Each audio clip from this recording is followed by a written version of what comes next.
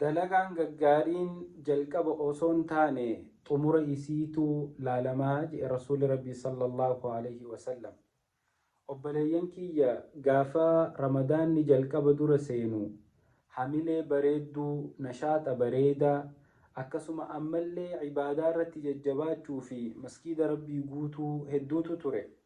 lakkuma ramadaanni gama dhumaa dhiyaachaa deemuunii akka waan osoo ramadaanni baane shayxaanni hiikamee jirutti ilmi namaa kun ibaadaarraa boodarra harkifata.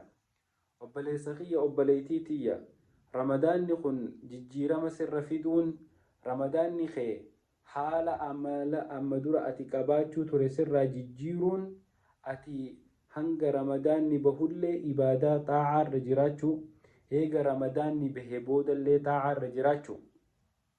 silaa yeroon namni akkaan masjiidatti fiiguu qabu yeroon akkaan namni maskiida rabbiititti deddeebi'ee ibaadaa heddummeessuu qabu yeruma hundaa'uu taate silaa yeroon akkaan gabrootan rasuuli rabbiitilleen sallallahu alaihi wasallam mudhii isaanii hidhachuu turan yeroo kurnan boodaa kana.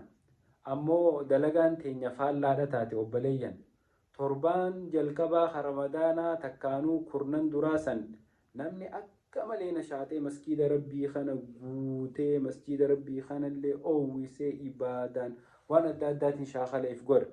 garuu gaafa ramadaanni dhuma dhihaatee kurnan boodaa kasilaa namni marxifatee bu'aa gurguddoo irraa buufachuu qabu san namni hedduun laaffateeti manatti deebi'a.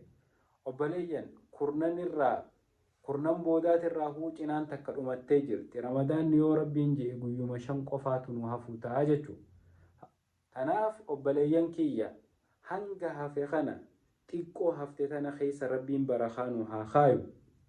yaa obboleessa kiyya yaa obboleettii tiyya warri kurnan boodaa fiinee 20 boodaa kana manatti deebine gama maskiida rabbii haa deebinu gama ibaadaa haa deebinu waqtii hanga hafte tanarraa bu'aa haa buufannu obboleeyyan haa saammannu.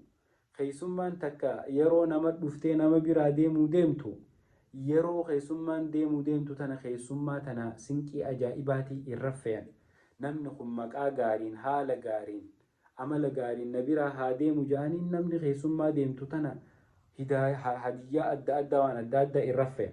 kanaafuu ramadaana nu biraa bahuu jiru kana nutis ramadaana kanaaf waan ulfooytuu kanninee fi akka gammachuun nu dhufe gammachuun haa bahu booyaa rifachaa ramadaana kana akkasitti gad haa geessinu obboleeyyan kiyya. rabbi subhaanahu wa ta'aalaa warra akka lafaa fuudhetti akkasumatti hamiluma saniin ramadaana illee xumuratee rabbiin irraa qeebalu rabbiin haa godhu. assalaamu alaikum.